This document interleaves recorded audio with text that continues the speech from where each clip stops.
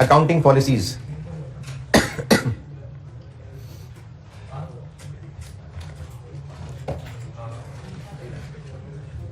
इस चैप्टर के 3 हिस्से किए थे मैंने। इस चैप्टर के 3 हिस्से किए थे, एक एस्टीमेट चेंज, एरर्स और अकाउंटिंग पॉलिसीज। अकाउंटिंग पॉलिसीज होती क्या हैं?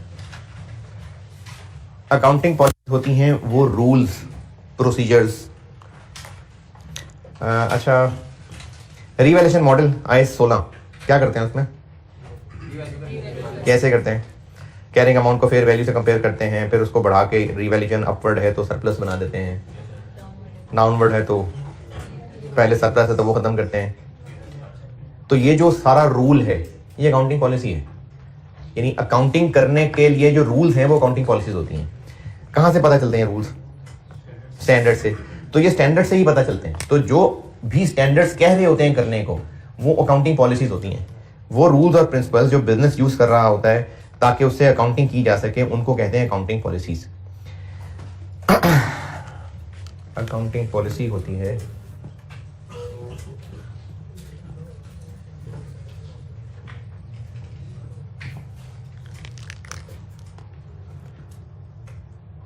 Rules, principles.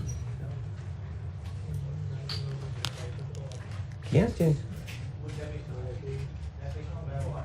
अच्छा,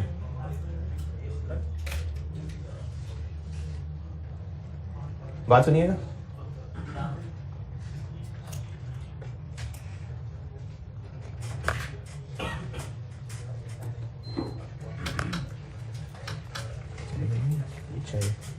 निशाने में नहीं चाहती यार, इनकी ना कुछ थ्रो कम हुई भी थी बहुत, मुझे लगता है।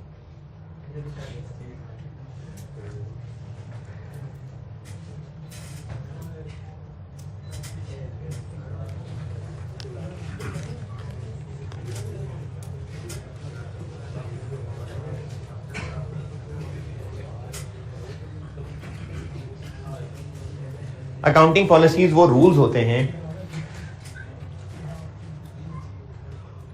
जो बिजनेस यूज कर रहा होता है for preparation, presentation of financial statements.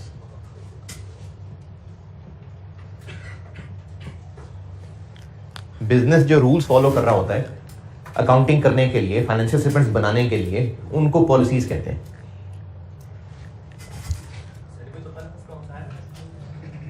Rules, principles and practices followed by an entity for preparation and presentation of financial statements.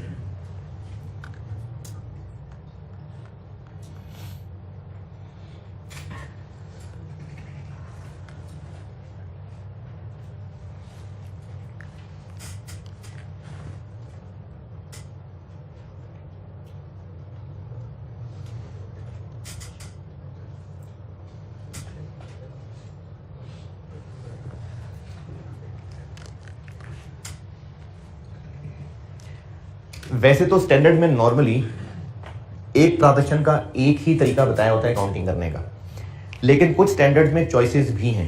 जैसे इन्वेंट्री की कॉस्ट कैलकुलेट करने के, जो कि आपके स्कोप में नहीं है, वो इंट्रो में चली गई है, वैसे बता रहा हूँ।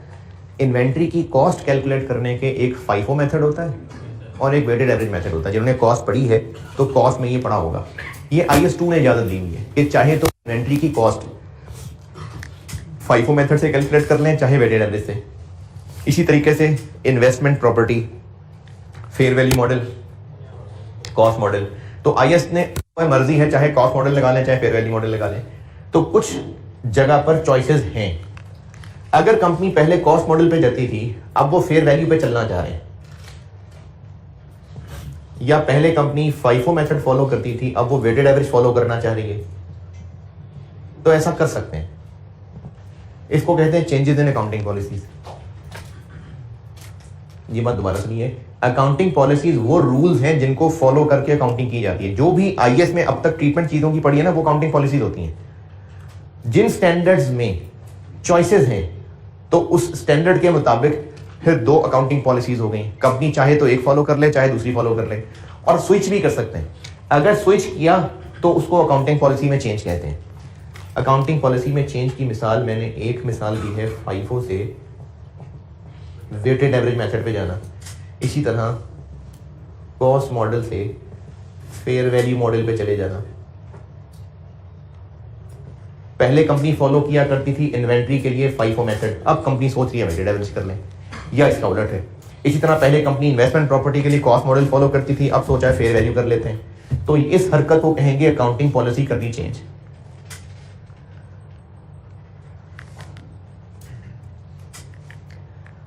अगर अकाउंटिंग पॉलिसी करनी चेंज तो उसको कैसे अकाउंट फॉर करना है ये बढ़ाओ।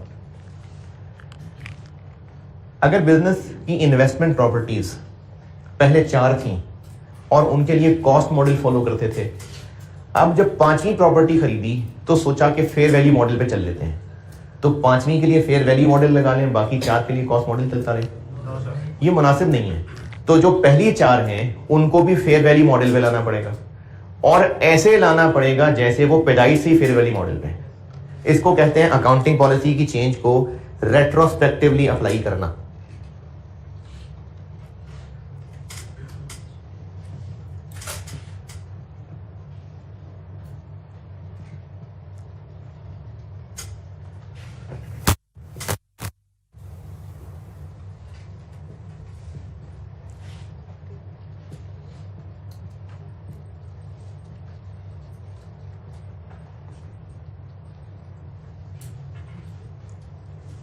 और ये काम करने में बिल्कुल ऐसे ही है जैसे प्रायर ईयर एरर ठीक करते थे, यानी पिछले साल की फिगर्स को भी सब चेंज कर देंगे, रीसेट कर देंगे, जैसे पिछले ईयर्स में कभी पुरानी पॉलिसी थी ही नहीं। ये बात दोबारा समझिए।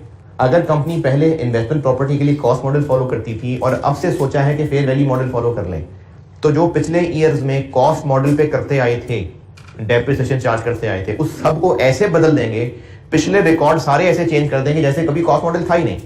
इसी तरह पहले अगर कंपनी इन्वेंट्री की वैल्यूज फाइफो पे कैलकुलेट करती थी और अब कंपनी ने फैसला किया है कि वेटेड एवरेज करना है, तो पिछली सारे साल की इन्वेंट्रीज को बदल देंगे। इसको कहते हैं रेट्रोस्पेक्टिवली। और ये सवाल करने में ऐसे ही होगा जैसे एरर का सवाल। जैसे अगर सवाल में ये कहा होता कि पिछले ईयर्स की इन्वेंट्रीज में ये गलतियां हो गई थी, तो कैसे ठीक करते? रीस्टेट करके ना।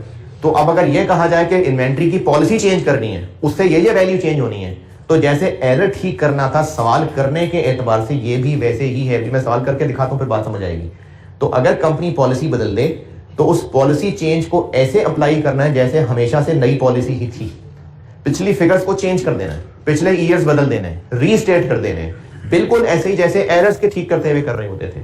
सवाल के साथ करके दिखाता हूं। इसका सवाल लिखें।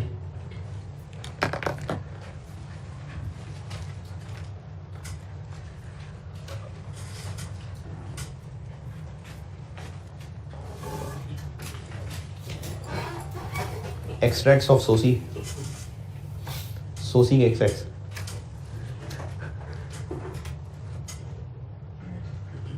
Balance as eight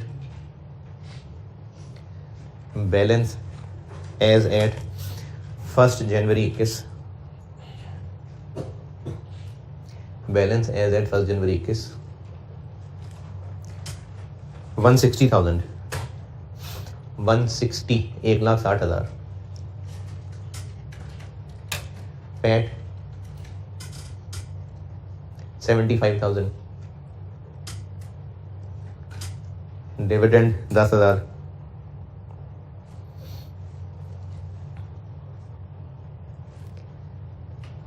balance as at 31 दिसंबर 21 कितना? 25,000। PAT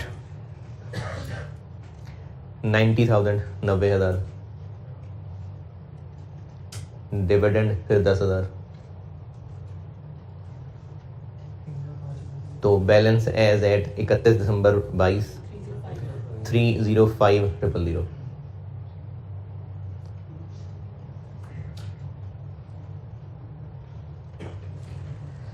currently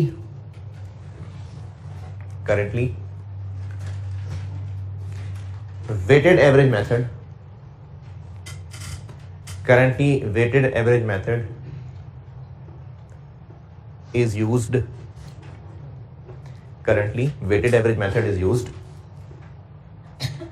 for inventory valuation.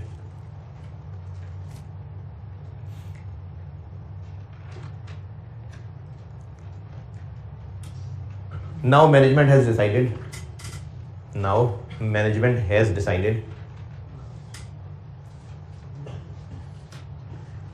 Now management has decided to change valuation method to FIFO.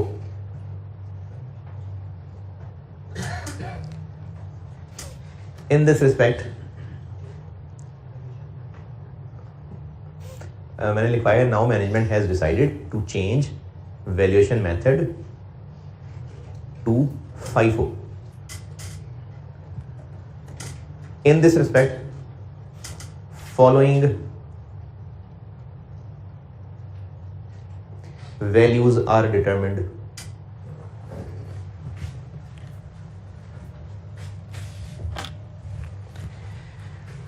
ये है following.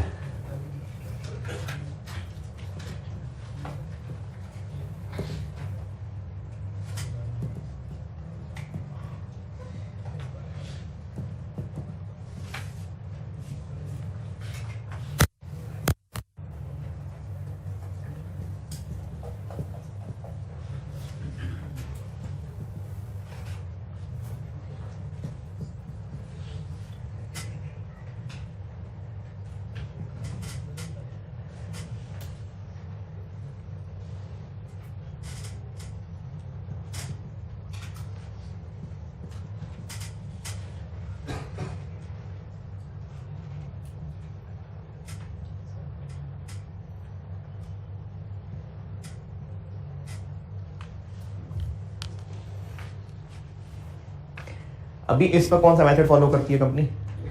यानी अभी इस वक्त बुक्स में जो इन्वेंट्रीज अकाउंटेड फॉर हैं वो इसमें हैं, जबकि कंपनी ने फैसला किया है कि इनको FIFO पे ले जाना है, तो क्लोजिंग इन्वेंट्री की फिगर्स को इसकी बजाय इस वैल्यू पे लाना है।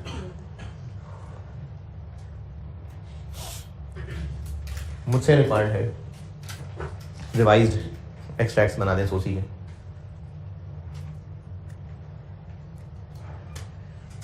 अच्छा, अब ये फैसला हुआ है 22 में, लेकिन हम पिछले ईयर्स की फिगर्स भी बदल देंगे। और सवाल करने में ये ऐसा ही है कि जैसे आपको सवाल में लिखा मिलता कि असल में इन्वेंट्री की वैल्यूज ये थी, गलती से ये लिखी गई हैं, तो जैसे सवाल करते पॉलिसी चेंज भी वैसे ही करना है, यानी रेट्रोस्पेक्टिवली सेम कि पिछले साल की फिगर्स को चेंज कर दें। तो जैसे सवाल एरर वाला सॉल्व हो रहा होता वैसे ही इसी का सवाल सॉल्व हो रहा होगा। ये फिगर्स अभी बुक्स में है, इनको बदल के ये करना है। तो जो पहले सवाल करते थे कि इन्वेंट्री इतने से ओवर वैल्यू हो गई है, अंडर वैल्यू हो गई है, तो ये वही वाली बात ही हो गई है। इस वक्त इतने पे रिकॉर्डेड है, इतना करना है, इतने पे रिकॉर्डेड है, इतना करना है, इतने पे रिकॉर्डेड है, इतना करना है।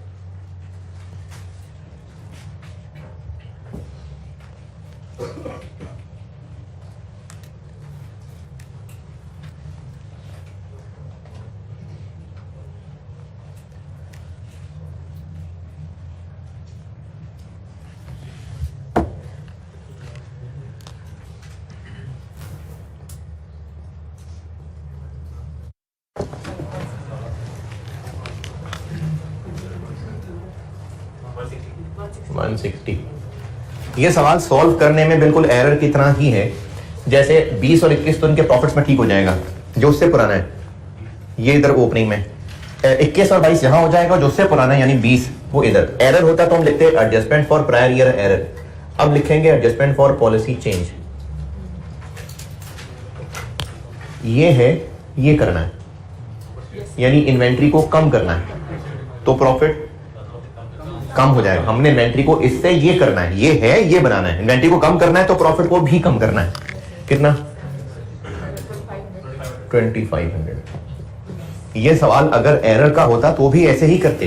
एरर का होता से मेरी मुराद ये है कि अगर सवाल में लिखा होता कि बुक्स में ये लिखा गया गलती से, असल में ये था, तो इन्वेंट्री को कम कर दिया। ऐसे ही जैसे कहते हैं इन्वेंट्री वाज ओवर वैल्यू, तो कम करते तो प्रॉफिट कम करते, बस अंग्रेजी बदल ली।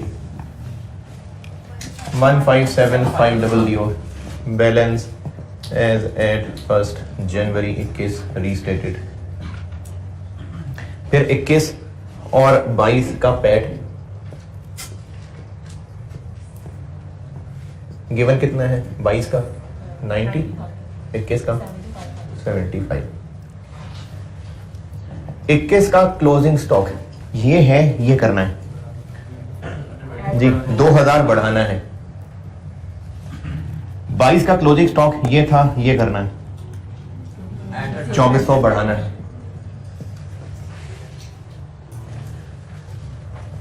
20 का क्लोजिंग यानी 21 का ओपनिंग कम करना है, ओपनिंग कम करना है, ऐड हो जाएगा। ओपनिंग कम करना है ना, और वैसे भी ये माइनस किया था तो प्लस हो जाएगा, ये इधर प्लस है तो इधर माइनस हो जाएगा।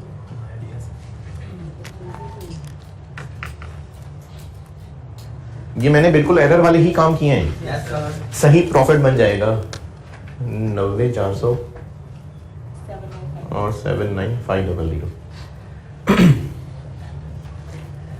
तो इसका मतलब ये हुआ कि पॉलिसी चेंज एरर ही होता है? नहीं, पॉलिसी चेंज और है, एरर और है, लेकिन उनको डील ऐसे ही करना है। पॉलिसी चेंज को भी ऐसे अकाउंट फॉर करना है जैसे पुरानी पॉलिसी कभी थी ही नहीं, हमेशा से नई पॉलिसी थी, ऐसे सब बदल देना है। तो पैट बन गया रीस्टेटेड 79,500, डिविडेंड 10,000,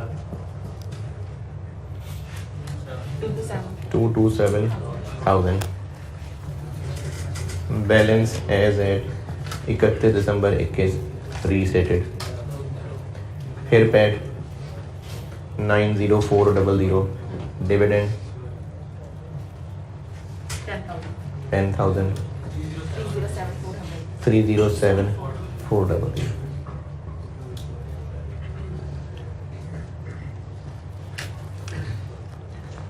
ये पॉलिसी चेंज। अच्छा, मैंने इसमें सिर्फ 2020 का क्लोजिंग स्टॉक बताया, 19-18 किधर है? ठीक कैसे होंगे भाई? कंपनी अब शुरू हुई होगी? नहीं, पहले ही थी। नहीं, पॉलिसी तो 22 में चेंज हुई है, तो उसको तुमने सारे पिछले फिगर्स ठीक कर देने। हाँ, तो तब FIFO से वेटेड एवरेज आया होगा तो सब बदल दिया होगा। तो अब भी FIFO करना है तो सारा ही बदलना पड़ेगा, है? इन्वेंट्री थी। अगर मैं आपको इस सवाल में 20 से पुराना डेटा भी दे देता, इन्वेंट्री की बात कर रहा हूं, फिर भी उसको इग्नोर करना था, उसकी साइंस समझें। पहले तो सवाल में बताइए को मसला था। पॉलिसी चेंज है लेकिन सवाल को डील ऐसे ही कर रहे हैं जैसे एरर था। क्यों? क्योंकि दोनों को हैंडल करने का तरीका सेम है कि पुरानी फिगर सब बदल दें। मैंने कहा कि अगर आपको 20 से पुराने ईयर्स भी दिए होते तो इनको इग्नोर करते, उसकी वजह समझिए। 2016 में शुरू कर लेते थे, बिजनेस 2016 में शुरू हुआ था, तो फिर ये जो हमने 22, 21, 20 की इन्वेंट्रीज बदली हैं, तो 19, 18, 17, 16 की भी बदलनी होती। जिस तरह ये एडजस्ट किया है वो भी एडजस्ट करते। 20 को क्या किया? 20 को क्या एडजस्ट करने लगे हम? क्लोजिंग स्टॉक को 2,500 कम करना है। 21 में क्या कर रहे हैं? क्लोजिंग स्टॉक को बढ़ाना है। 22 में तो इसी तरह से पिछले ईयर्स में भी कर रहे होते हैं। 2016 पहला साल था, तो 2016 का क्लोजिंग, ये मैं ऐसी खुद ही फिगर अज्यूम कर रहा हूं, हो सकता है कि 2016 का क्लोजिंग स्टॉक वेटेड एवरेज में हमने 10,000 लिखा हो और अब FIFO पे 13 करना हो, तो क्या करते फिर हम 3,000 बढ़ाते। 2017 का ओपनिंग, 2017 का क्लोजिंग लेट से 4,000 कम करना होता, तो 2018 का ओपनिंग 4,000 बढ़ा देते हैं। 2018 का क्लोजिंग 1,500 कम करना होता, तो 2019 का ओपनिंग, देखें, एक के क्लोजिंग को बढ़ाना है तो प्रॉफिट्स को बढ़ाना है, फिर अगले साल ओपनिंग बढ़ने की वजह से प्रॉफिट्स को कम करना है, अपोजिट अपोजिट हो रहा होता। इसी तरह 2019 का क्लोजिंग लेट से 3,500 बढ़ाना होता, रिटेन अर्निंग को बढ़ाना होता, तो 2020 के ओपनिंग में, 2020 के क्लोजिंग में 2,500 कम करना है। 2021 के ओपनिंग, 2021 का क्लोजिंग 2000 प्रॉफिट्स को बढ़ाना है, 2022 का ओपनिंग, 2022 का क्लोजिंग,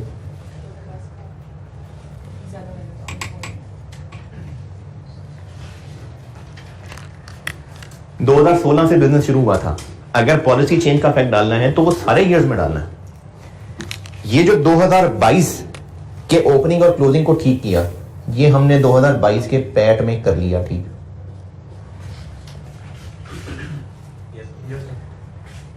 ये 2021 के पैट में ठीक कर लिए, और पुराने सारे ईयर्स, सारे ये ओपनिंग रिटेन अर्निंग में, इन सबको मिला के मिलाएं, इन सबको कैलकुलेटर करने की जरूरत पड़ेगी।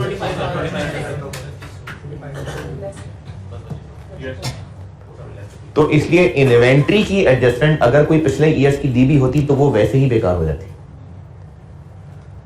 ये सब देखिए, इनको मिलाने से वो कट जाएंगे आपस में, फिर पीछे रह ही सिर्फ यही 3 काम जाएंगे। तो अगर पिछले साल के दिए भी होती इन्वेंट्री की वैल्यूज, इग्नोर करते हैं। लेकिन ये मामला सिर्फ इन्वेंट्री के लिए है, क्योंकि एक क्लोजिंग अगला ओपनिंग है। तो इसलिए इस सवाल में मैंने सिर्फ डाटा ही 20, 21, 22 दिया था। ये हो गई इन्वेंट्री से रिलेटेड पॉलिसी चेंज की प्रैक्टिस। एक और करा देता हूं सवाल, फिर पॉलिसी चेंज भी खत्म। हमने सिर्फ 3 साल तक करनी है इन्वेंट्री वाली फिगर। हाँ, अगर पुराना डाटा भी दिया होता तो वो यूजलेस होता, क्योंकि उसने वापस आपस में लड़ मर के खत्म हो जाना था। मतलब कि अगर पेपर में भी क्वेश्चन है तभी 3 साल से ज्यादा नहीं पढ़ना, सिर्फ इन्वेंट्री की बात करो। हाँ,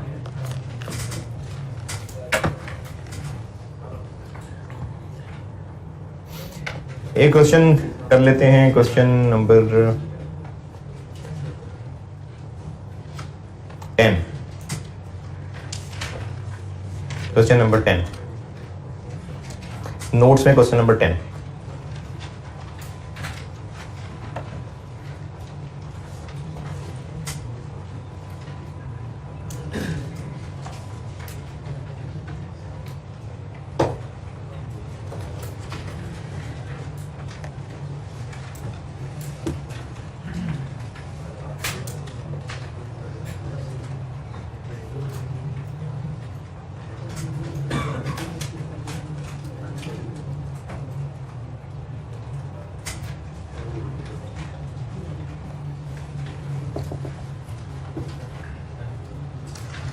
क्वेश्चन 10 पढ़ ले, मैं करता हूं बोर्ड पे।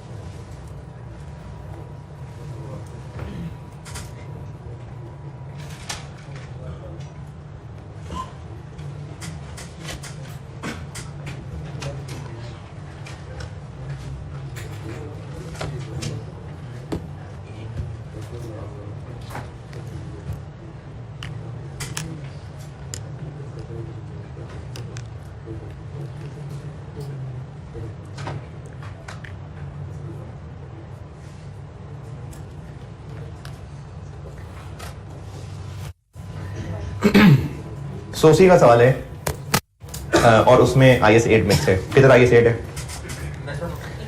पॉइंट नंबर 3, इन्वेस्टमेंट प्रॉपर्टी की पॉलिसी चेंज हो रही है, कॉस्ट मॉडल से फेयर वैल्यू मॉडल पे आ रहे हैं। इस लास्ट में भी जो सवाल आया था ना, उसमें भी सोसी का सवाल था। ये मैंने नोट्स में डाला ही हुआ है, ये आपने खुद ही करना होगा जिंदगी में कभी। क्वेश्चन 4 मैंने डाला हुआ है इसमें, क्वेश्चन 4 देखिएगा, इन्हीं नोट्स में क्वेश्चन 4 देखें। ये रीसेंट रिटर्न का सवाल है। इसमें सिंपल था, सोसी था और EPS था, तो इसलिए 17 नंबर बने हुए थे कि 9 नंबर का सोसी पूछा हुआ था और 8 नंबर का EPS पूछा हुआ था। लेकिन ये बिल्कुल सिंपल था, जैसे हम करते रहे प्रैक्टिस EPS की, तो वो मैंने इस तरीके से सिखाई हुई है। उसी फॉर्मेट पे सोल्यूशन बना। ICAP की वर्किंग थोड़ी डिफरेंट तरह से थी, तो मैंने आपको उसी फॉर्मेट पे बना दी जैसे सिखाई हुई है। आंसर वही है, मैंने वर्किंग सिर्फ अपने फॉर्मेट पे बना के दे दिया आपको। तो ये एक बिल्कुल मुनासिब सा सवाल है, ऐसे ही सवाल करते रहे हम प्रैक्टिस EPS के। एक राइट इशू था और शायद एक बोनस था, पता नहीं, वो बोनस भी नहीं था, सिर्फ राइट था। हाँ बोनस था, तो एक बोनस इशू था, एक राइट इशू था। तो बिल्कुल जैसे हम करते रहे EPS का सवाल, वैसा सा सवाल था। और सोसी का सवाल था और उसमें सिर्फ एक एरर था, पॉइंट नंबर 3। तो ये आपने खुद ही करना होगा। तो लास्ट टाइम भी ये सोसी के साथ ही मिक्स हुआ। लास्ट टाइम पहली दफा आया था IS 8 सिलेबस में और ये सोसी के साथ एक एडजस्टमेंट के तौर पे मिक्स हुआ था। तो अभी भी उम्मीद यही है कि ये सोसी में ही टेस्ट हुआ करेगा। तो क्वेश्चन नंबर 10 करते हैं। सोसी बनानी है और एक साथ एडजस्टमेंट IS 8 की है। 2019 बनाना है और कंपैरेटिव फिगर्स भी चाहिए। टोटल कॉलम कह रहे हैं ना बनाए, चलो अच्छी बात है, नहीं बनाते।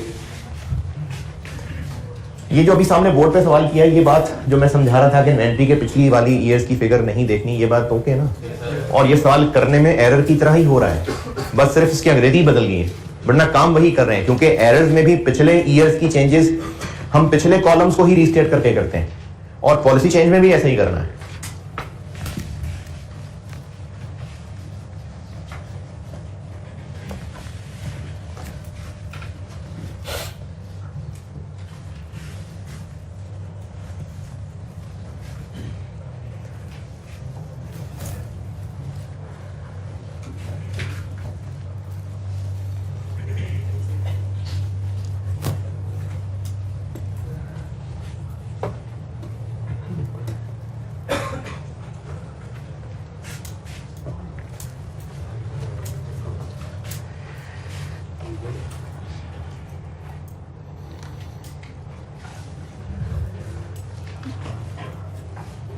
फिर डिटरमिनेंट है आज खत्म करने के लिए, या मैं अकेले करा दूं रिकॉर्डिंग? आ जाएंगे?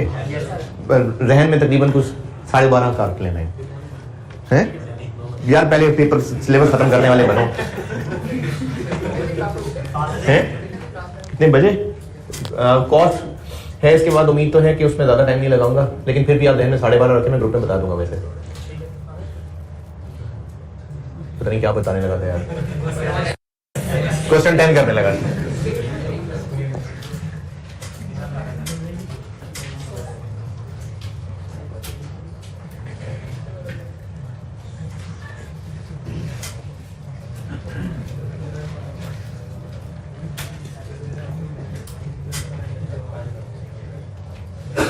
क्या ईयर एंड है?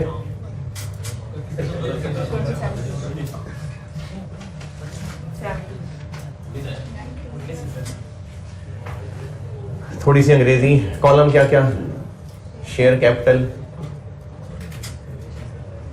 शेयर प्रीमियम नहीं है, क्या पता बाद में जरूरत पड़ जाए। नहीं, बाद में भी नहीं पड़ेगी जरूरत, सवाल पढ़ेंगे तो पड़ेगी ना, सवाल पढ़ेंगे तो पड़ जाएगी जरूरत। राइट इशू कर रहे हैं 24 रुपए पे। Yes sir.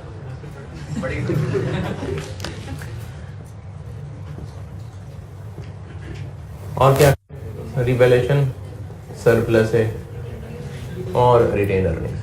टोटल की नहीं है जरूरत। रुपीज है, मिलियन है, थाउजेंड है, मिलियन। बैलेंस एज एट 1 जनवरी। क्या 1 जनवरी? 18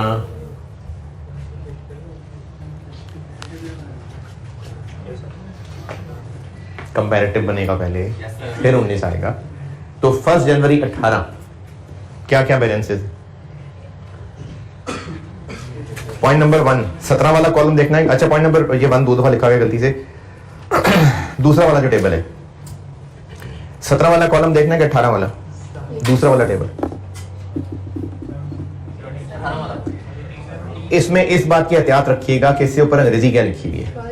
अगर वो कहता है share capital and reserves as at 31 दिसंबर, तो फिर हम 17 वाला कॉलम लेते हैं।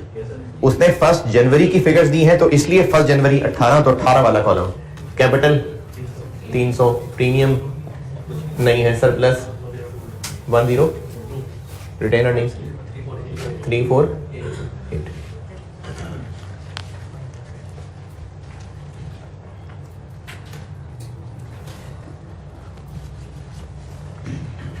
अब आगे, अच्छा पहले जब हमने सोसी पढ़ी थी तो सबसे पहले फाइनल डिविडेंड करते थे, लेकिन अब जब IAS 8 पढ़ लिया तो हो सकता है पहले कोई adjustment for prior year error आ जाए।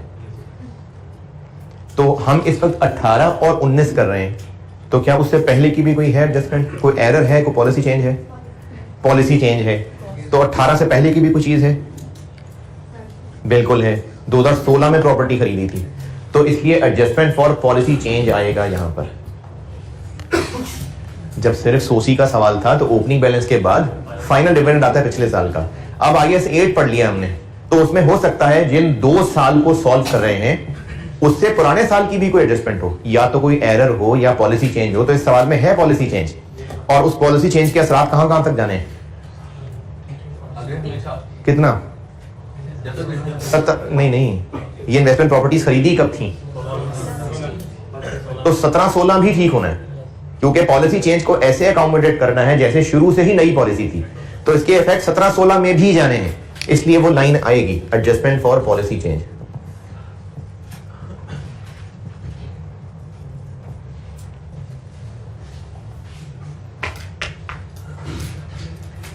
अगर कोई एरर होता और 2018 से भी पुराने साल का एरर होता तो फिर लाइन आती है adjustment for prior year error, उसके बाद फिर आएगा पिछले साल का फाइनल। यानी नॉर्मल सोसी का सवाल जैसे पहले सीखा था, अब IAS 8 आने से उसमें एक लाइन इजाफी आ गई है। ठीक है? और अगर इस सवाल में पॉलिसी चेंज भी होती है, एरर भी होता, तो दोनों लाइनें आ जाती हैं, एडजस्टमेंट फॉर पॉलिसी चेंज की लाइन भी आती है, एडजस्टमेंट फॉर प्रायर ईयर की लाइन भी आती है। चलें ये तो वर्किंग कर लेते हैं क्योंकि काफी सारे ईयर्स की वर्किंग है। Balance as at 1 January 18 restated, working करते हैं पहले। लास्ट पॉइंट, क्या क्या है सारी कहानी उसकी। 1 जनवरी 16 को इन्वेस्टमेंट प्रॉपर्टी खरीदी थी और उसको कॉस्ट मॉडल पे चलाते थे। 16, 17, 18, 19 कॉस्ट मॉडल पे चलाते आए हैं। अब उसको फेयर वैल्यू मॉडल की पॉलिसी पे अपडेट करना है। कैसे? कॉस्ट मॉडल के सारे असरात रिवर्स और फेयर वैल्यू मॉडल के सारे असरात डाल देते हैं। तो क्या रिवर्स? कॉस्ट मॉडल और क्या फर्क है फेयर वैल्यू मॉडल में? जो डेप्रिसिएशन चार्ज करते आए थे वो सब रिवर्स कर देंगे, और फेयर वैल्यू मॉडल में क्या होता है? हर साल फेयर वैल्यू पे अपडेट करते हैं, गेन लॉस है तो वो P&L में जाता है। तो जो कॉस्ट मॉडल पे करते आए थे वो रिवर्स कर देते हैं। 2016, 2017, 2018, 2019 डेप्रिसिएशन रिवर्स कर देते हैं। कितनी डेप्रिसिएशन चार्ज करते आए थे? कॉस्ट कितनी थी इसकी? इसमें से कुछ बिल्डिंग है, कुछ लैंड है। डेप्रिशिएट किसने होना था? कितनी थी वो? और इसकी लाइफ इतनी डेप्रिसिएशन थी जो चार्ज करते आए थे। देखें, पॉलिसी चेंज है, कॉस्ट मॉडल से फेयर वैल्यू पे जाना है, तो कॉस्ट मॉडल को खत्म करके फेयर वैल्यू मॉडल डालना है। तो कॉस्ट मॉडल पे जो डेप्रिसिएशन चार्ज होती आई थी वो रिवर्स कर देते हैं। कितनी?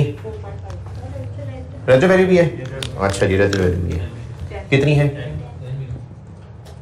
10 डिवाइडेड बाय 20। सर जी का हमने मतलब डेफिनेशन को रिवर्स करना है, तो हम कॉस्टली लिख लेते हैं, क्योंकि हमें कॉस्टली लिखना बाद में। हम कॉस्ट को ये मैं एडजस्टमेंट हम सोसी बना रहे हैं, तो ये जो भी यहां पर करने लगा वो प्रॉफिट के एडजस्टमेंट निकाल रहा हूं ना। हम सोसी बना रहे हैं, इसमें क्या चीज एडजस्ट करनी है? जो प्रॉफिट में चीजें गई थी, तो प्रॉफिट में डेप्रिसिएशन चार्ज हुई थी, जबकि फेयर वैल्यू मॉडल पे फेयर वैल्यू गेन लॉस आता है, तो हम डेप्रिसिएशन रिवर्स कर देते हैं और जो फेयर वैल्यू गेन लॉस है वो डाल देते हैं। तो डेप्रिसिएशन कितनी? रिवर्स कर देते हैं। प्रॉफिट बढ़ाएं कम करें? बढ़ा देते हैं। डेप्रिसिएशन चार्ज की थी, रिवर्स करना है, प्रॉफिट बढ़ा देते हैं। फेयर वैल्यू मॉडल में हर साल का गेन लॉस P&L में जाता है, तो क्या था, गेन था लॉस था, हर साल 6% इंक्रीज होता जा रहा था, तो वो जो फेयर वैल्यू गेन है उसको शामिल करते हैं तो प्रॉफिट को बढ़ा लेते हैं। अब ये जो हर साल 6% का इंक्रीज आ रहा था,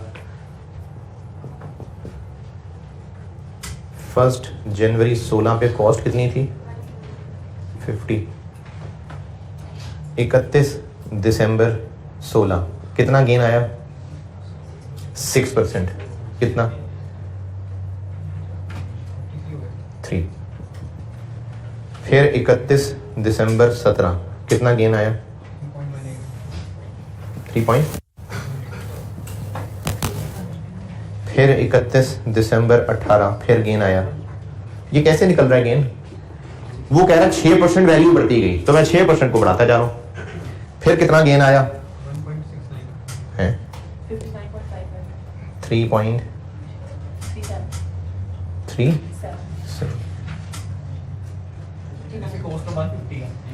150 है। ओहो, तो मैं तो कहां तक पहुंच गया, तो 2 शहर आगे पहुंच गया।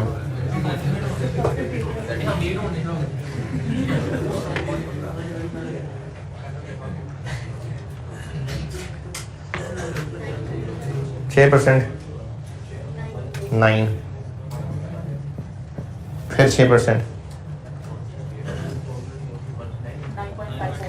9.54, ये बन गया 168.54, फिर 6%। अच्छा, मैं इसको क्या रहा हूं, कॉस्ट मॉडल पे जो जो होता रहा था वो रिवर्स, और फेयर वैल्यू मॉडल से बदल देना है इसको, ये पॉलिसी चेंज है। तो कॉस्ट मॉडल पे डेप्रिसिएशन चार्ज होती आई थी, वो रिवर्स कर रहे हैं, प्रॉफिट को बढ़ाएंगे। फेयर वैल्यू गेन, गेन कहां लिखा है, 6% वैल्यू इंक्रीज हो रही थी, मतलब गेन आ रहा था, तो कितना कितना गेन आ रहा था, कि मैं उसकी वर्किंग कर रहा हूं। पहले दिन जितनी खरीदी, एक साल गुजरा 6% उसकी मार्केट वैल्यू बढ़ गई, अगले साल 6% और बढ़ गई, फिर 18 में 10.11 178 पॉइंट, और फिर फाइनली 19 में मजीद कितनी बढ़ गई 10.7। तो इतना मजीद हर साल गेन आता गया, ये भी प्रॉफिट्स में ऐड होगा।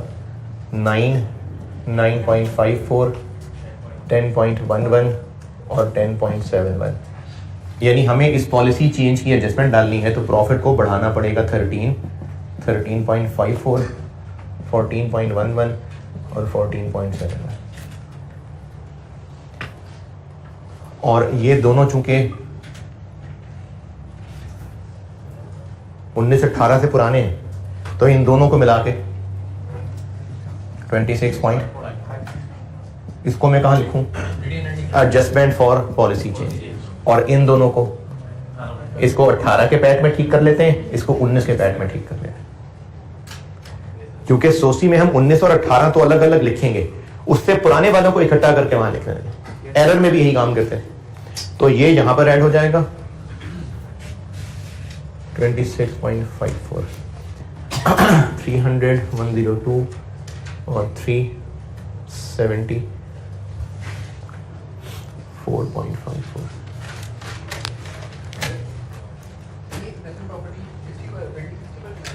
वो तो डेप्रिसिएशन के लिए 60% था, प्रॉपर्टी तो पूरी 150 है, लैंड पे डिडक्शन क्यों नहीं गई।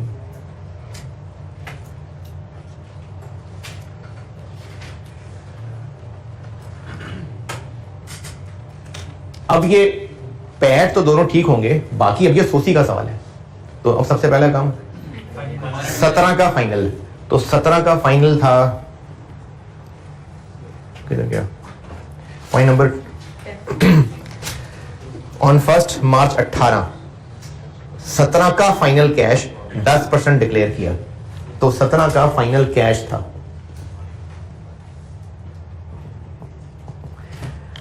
10%।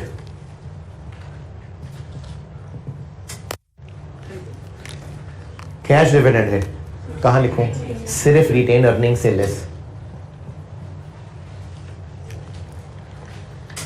फिर इसके बाद क्या आता है, इंटरम, तो इंटरम था कोई 2018 में और सवाल में कहीं इसके अलावा है इंटरम डिविडेंड? नहीं, 19 में है। फिर क्या आता है? राइट इशू, वो नवंबर 2018 में है बिल्कुल, तो राइट इशू आ जाएगा। कितना हुआ है राइट इशू? 40%। ये इसका एक शेयर कितने का है? तो 30 मिलियन शेयर्स इंटू 40%, इतने शेयर इशू किए। ये देखें, इंटू 10 रुपए, 14 रुपए, 24 रुपए का इशू किया ना, तो ये 10 लगा के इधर लिख लेंगे, 14 लगा के इधर लिख लेंगे, तो कैपिटल में आ जाएगा 120 और प्रीमियम में 168।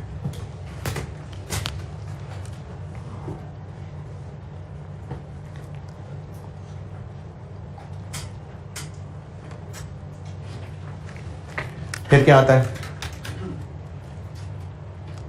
फाइनल भी हो गया, राइट इशू हो गया, इंटरम भी हो गया, फिर एंड पे प्रॉफिट। तो 18 का प्रॉफिट कितना कितना जी? 90। और क्या करूं उसमें?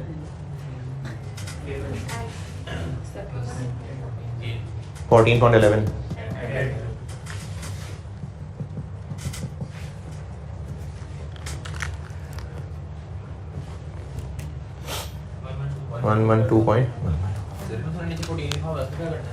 कौन सा आ रहे हैं ना? आ रहे। पैट के बाद और क्या आता है? वो क्या है जो ऊपर टेबल में revaluation surplus arising during the year, ये क्या चीज लिखी है? ये अदर कॉम्प्रिहेंसिव इनकम है। जो रीवैल्यूएशन सरप्लस रीवैल्यूएशन करते हुए डेबिट क्रेडिट हो रहा होता है वो ओसीआई में आता है। सोसी बिल्कुल भूल गया, सारा का सारा भूल गया। जो रीवैल्यूएशन सरप्लस इस साल में रीवैल्यूएशन करते हुए डेबिट क्रेडिट हुआ होता है वो ओसीआई में प्रेजेंट होता है। ये सोसी पढ़ाते हुए बताया था, वो जब रिवाइज करेंगे तो आ जाएगा याद। तो ये ओसीआई बताया हुआ है। कितना?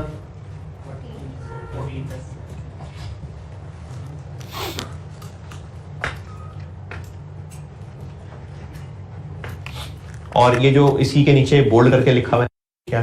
ट्रांसफर वाली बात। वो कह रहे हैं कि जब रिटेन अर्निंग्स में ट्रांसफर करना होता है सरप्लस से, तो बस एंड पे बेचते हुए ट्रांसफर करते हैं, यानी इंक्रीमेंटल डेप्शन कोई ट्रांसफर नहीं होती। तो बस ठीक है, नहीं होती तभी तो बताई भी नहीं हुई, वरना सोसी में और इसके बाद क्या आता है? ट्रांसफर आते हैं ना, तो वो नहीं है। इसीलिए नहीं बताया हुआ क्योंकि कंपनी की पॉलिसी नहीं है। जो सरप्लस से रिटेन अर्निंग्स को ट्रांसफर करना होता है वो इसलिए नहीं बताया हुआ क्योंकि कंपनी की नहीं है पॉलिसी। यार ऐसी शक्लें ना बनाए कोर्स के एंड पे। सोसी में पैट ओसीआई ट्रांसफर होते हैं, तो ट्रांसफर नहीं है इस सवाल में। बस ये 18 हो गया क्लोज। 420 168 88 456 पॉइंट।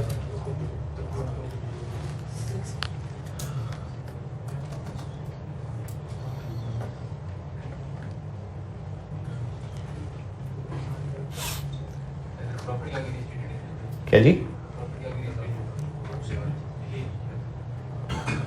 जी जी बिल्कुल बिल्कुल रीस्टेटेड। और ये हो गया balance as at 31 December 18 restated.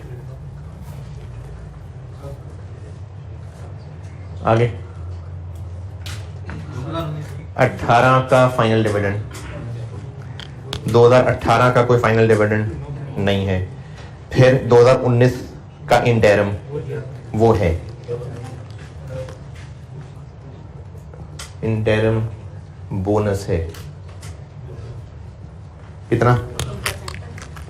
तो 420 का 15% है। बोनस डिविडेंड है। कहाँ लिखें? कैपिटल में भी आएगा 60 और रिटेन अर्निंग्स में भी आएगा।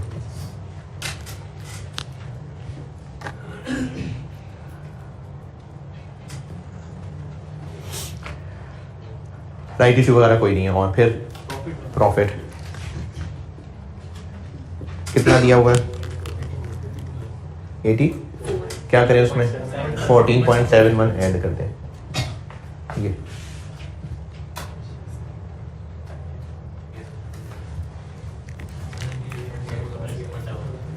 कितना 98.71 98.71 OCI कितना 25 और बैलेंस एज एट 31 दिसंबर 19 ये क्लोजिंग बैलेंस आ जाएगा 483 168 113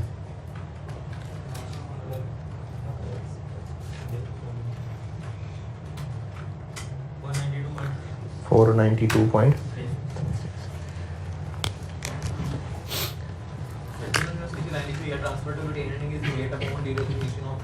जब रिवैल्यूएशन मॉडल होता है तो सरप्लस को ट्रांसफर करने के दो मौके होते हैं। एक हर साल सरप्लस से रिटेन अर्निंग में जाता है इंक्रीमेंटल एक्शन, और उसके बाद जब फाइनली एसेट बिक जाता है तब। लेकिन ये कंपनी की मर्जी होती है, तो कंपनी की मर्जी है कि बस एंड पे ट्रांसफर करना है, साथ साथ नहीं करना। Transfer to retain earning is made upon derecognition of related asset, यानी जब बेचेंगे तो करेंगे, साथ साथ नहीं करेंगे। इसीलिए सवाल में आपको नहीं दी हुई थी इंक्रीमेंटल एक्शन। IS 8 done. क्या? अरे नहीं भाई, रिवैल्यूएशन की है अपवर्ड, रिवैल्यूएशन मॉडल, रिवैल्यूएशन हुई होगी पीपीई की, उस पर रिवैल्यूएशन सरप्लस आया होगा, वो OCI होता है। IS 8 की लास्ट चीज, IS 8 खत्म, लास्ट चीज उसकी, आपसे इनका नोट मांगा जा सकता है।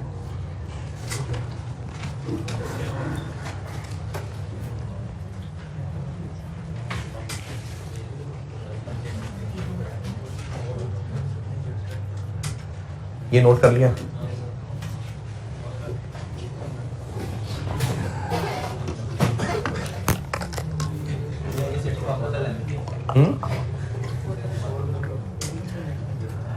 प्रैक्टिस काफी कराई मैंने, लेंथी तो।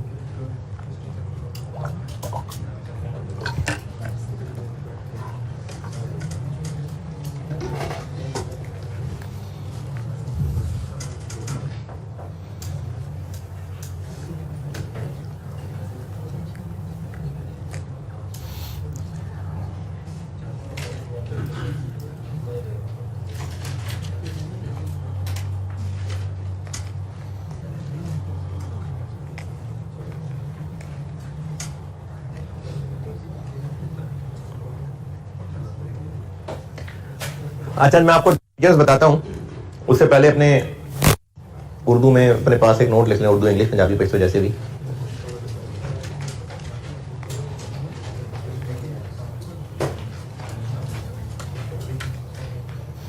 पहले समझ लीजिएगा बात पूरी। इनकम स्टेटमेंट के सवाल भी किए इसमें, बैलेंस शीट के एक्सट्रैक्ट्स के भी एक दो कर लिए, सोसी भी आ गई। एक करंट ईयर का पोर्शन होता है और एक उससे पिछला कंपैरेटिव। SOCI के काफी सारे सवाल किए थे, एक 22 का कॉलम, एक 21 का कॉलम। SOFP के भी पिछली क्लास में 2 सवाल तो किए ही थे, एक होमवर्क भी दिया था, एक 22 का कॉलम, 21 का कॉलम, और सोसी भी किया है।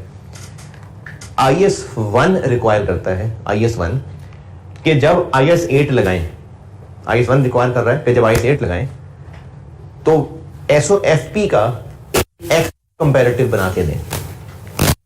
दोबारा, हमने अभी तक जितने सवाल किए उसमें एक 22 का कॉलम था और एक 21 का कॉलम था, यानी एक करंट और एक कंपैरेटिव।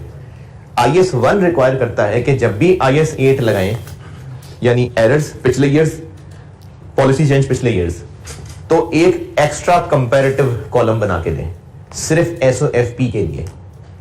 IS 1 रिक्वायर करता है कि जब IS 8 लगेगा पिछले सालों में और पिछले साल रीस्टेट करके दे रहे होंगे, तो सिर्फ SOFP के लिए, SOCI के लिए नहीं, सोसी के लिए नहीं, सिर्फ SOFP के लिए एक एक्स्ट्रा कंपैरेटिव बनाना पड़ेगा।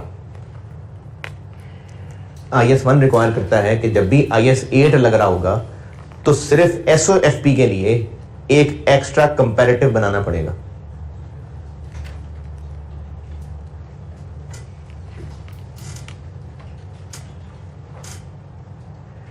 यानी जो पिछली से पिछली क्लास जब मैं SOFP कर रहा था, जिसमें मैंने PP दिया हुआ था और उसी के जैसा एक होमवर्क भी दिया था, अगर उस सवाल में डेटा होता, डेटा था नहीं, अगर होता तो हमें साथ इसका कॉलम भी बनाना था। ये मतलब है इस बात का। डेटा नहीं है तो बात खत्म हो गई। लेकिन अगर डाटा होता तो 21 के साथ साथ 20 का भी एक कॉलम बनाना पड़ता।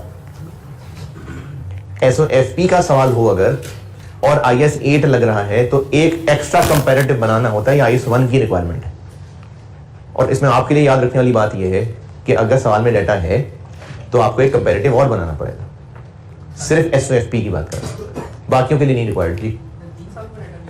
फिर डाटा दिया होगा।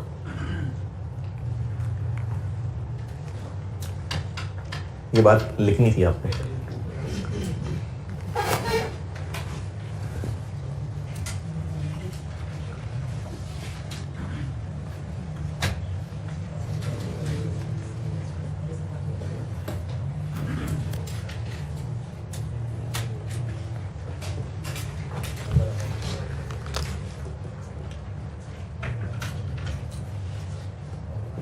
पहले बताता हूं एरर्स।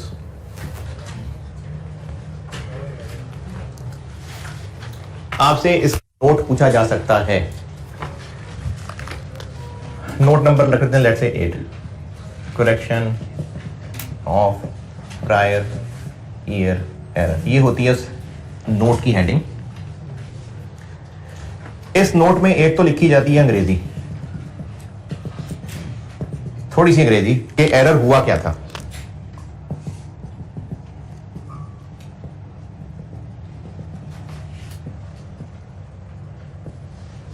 दुनिया वालों को बस ये बताना होता है कि एरर क्या हुआ था। अगर 2-3 एरर्स थे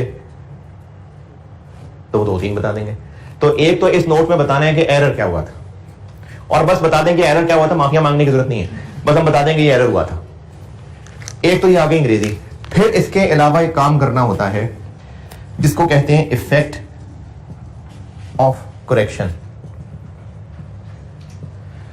इसमें करना यह है कि इसके 2 पोर्शन बन जाएंगे, एक स्टेटमेंट ऑफ फाइनेंशियल पोजीशन की सब हेडिंग के साथ और एक स्टेटमेंट ऑफ कॉम्प्रिहेंसिव इनकम की सब हेडिंग के साथ। और उसमें करना यह होगा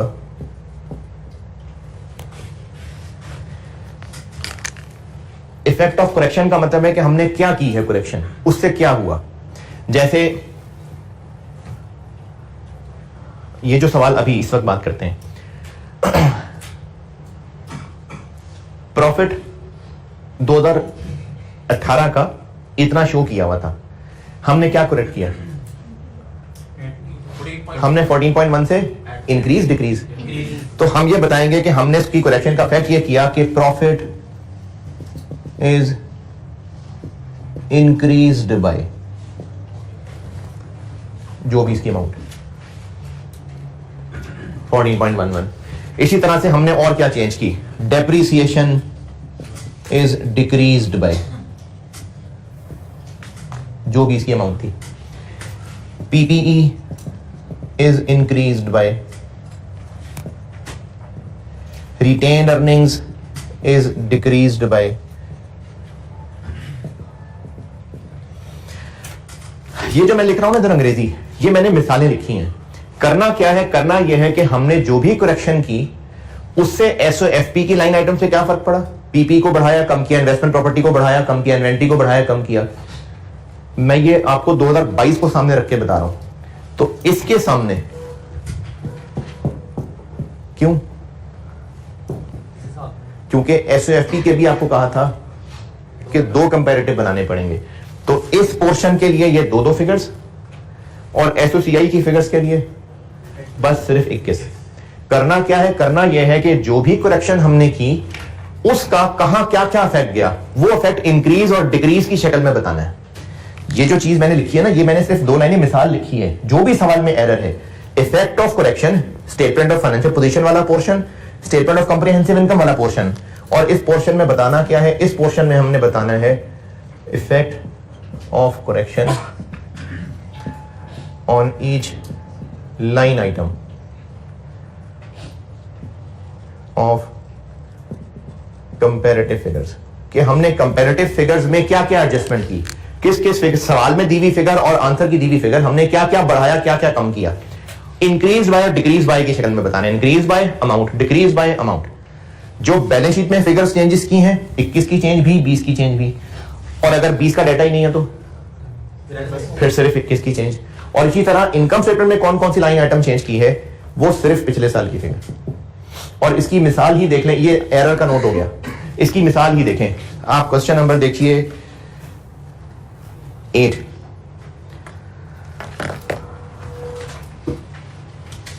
क्वेश्चन नंबर 8 की शक्ल देखें और आपको अंदाजा होगा कि 10 नंबर मुफ्त के थे। क्वेश्चन नंबर 8, क्वेश्चन नंबर 8 क्या है? चांद पेंट्स लिमिटेड पहुंचे।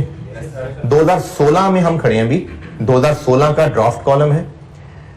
आखिरी कॉलम क्या है? 2015 ऑडिटेड। ये क्या है? ये वो है जो 2015 इशू किया था। सेकंड कॉलम क्या है? 2015 आफ्टर करेक्शन। हमें 2016 में आके 15 के एरर पता चले तो उनको जब ठीक करेंगे तो ये वो रीसेटेड वाला कॉलम है। सारी लाइन आइटम्स बता दी और आपको ये पता चल रहा है कि 15 की फिगर्स क्या थी और अब रीस्टेटेड फिगर क्या है, और करेक्शन ऑफ एरर का नोट पूछा है। कैसे कैलकुलेट, कैसे बताएंगे? किन का डिफरेंस? 15 के दोनों कॉलम्स का, बस गिवन फिगर्स का डिफरेंस लेना। 10 नंबर है इसके। पीछे सॉल्यूशन भी देख लें, इसका पीछे सॉल्यूशन भी देख लें कि करेक्शन ऑफ एरर का नोट किस तरह का होता है।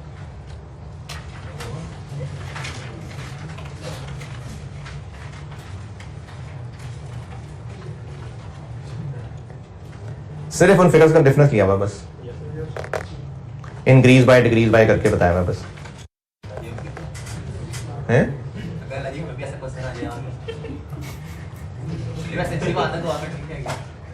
और हो भी जाए, पास भी हो जाए पेपर।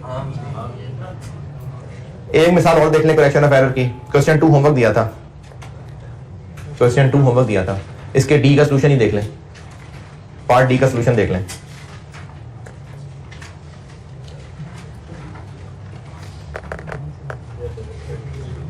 जो जो गलतियां ठीक की हैं उनका किस किस लाइन पे क्या इफेक्ट आया, बस वो बताना है। एरर बता दिया क्या था और उसका इफेक्ट बता दिया। आपने भी बात बताई थी कि हम मतलब जब एसआरपी बनाएंगे तो हम पिछले साल का कंपैरेटिव फिगर जरूर लिखेंगे। नहीं, एसओएफपी में एक कंपैरेटिव एक्स्ट्रा देनी है। मतलब कि अगर 2 उन्होंने गए तो हम एक और एक्स्ट्रा लिखेंगे। नहीं, अगर सवाल 2000 जैसे अभी जो सवाल किया, ये जो भी क्वेश्चन 8 दिखाया है, इसमें 16 करंट ईयर है, 15 का कॉलम दिया हुआ है। अगर आपको 14 का भी कॉलम दिया होता तो एसओएफपी के लिए 14 वाले कॉलम की भी चेंजेस बताते। जी हाँ जी, हम 2022 में खड़े हैं। नहीं, अगर रीस्टेट किया है तो हाँ ना, अगर रीस्टेट, अगर 20 का कोई एरर था उसको रीस्टेट किया है तो ये बताना है। अगर 2020 में रीस्टेट ही कुछ नहीं किया, क्योंकि हम रीस्टेट करेंगे तो एक्स्ट्रा कंपैरेटिव देंगे। ये करेक्शन ऑफ एरर का नोट है। Yes sir. नोट है लेकिन नोट करें।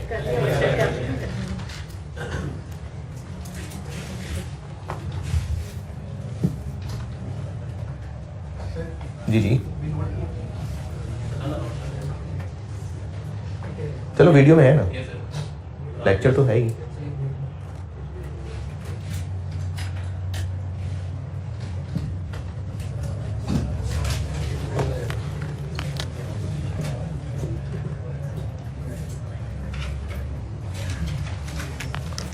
नोट नंबर का कुछ भी 6 है, लेट से change in accounting, same note है इसका, एक चेंज के साथ। एक तो बताएंगे कि पॉलिसी चेंज क्या की है, जैसे अभी पिछले सवाल में क्या किया था, कॉस्ट से फेयर वैल्यू पे गए थे, ये बता देंगे। फिर इसके अलावा वही काम जो बिल्कुल एरर में जैसे बताना है,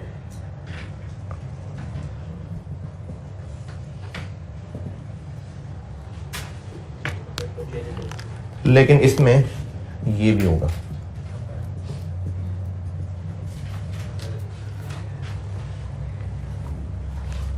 इफेक्ट ऑफ पॉलिसी चेंज बताएंगे, लेकिन कंपैरेटिव में भी और करंट में भी, ये फर्क है इसमें बस,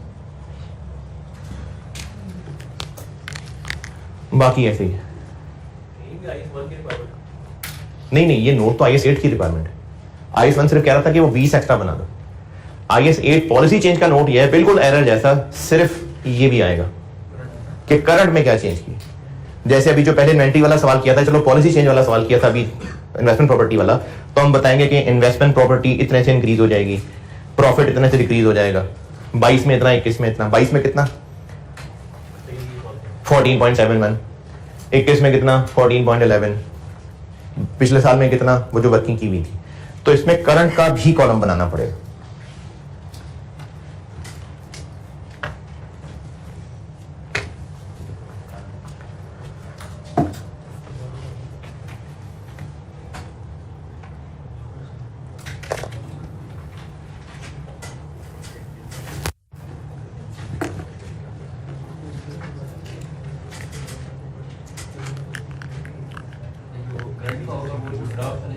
हाँ जी बिल्कुल बिल्कुल, जो ड्राफ्ट हैं और जो हम आंसर में बना रहे हैं उसका फर्क।